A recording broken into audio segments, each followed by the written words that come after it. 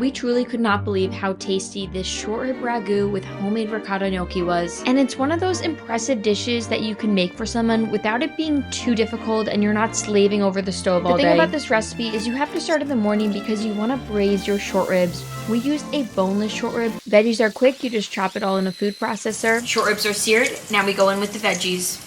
And now we're just building flavor. After searing off the short ribs, you remove that, cook the mirepoix in it, add some garlic, Calabrian chili, tomato paste, top it off with some hearty red wine. The short ribs go back into the mixture, crushed whole tomatoes, some water to cover and braise them, and then you add a Parmesan rind and a bay leaf, and you just set it and forget it. You want to let that braise for at least 4 hours and then make your ricotta gnocchi mixture. Good quality ricotta, flour, some egg yolks, Parmesan, salt, cracked pepper, form it into a log, and then just cut it into these pillowy little bites, no fancy shaping. All you have to do is shred it, add that into a pan with more parm, your cooked pasta. I'm telling you guys, this is the perfect cozy dinner.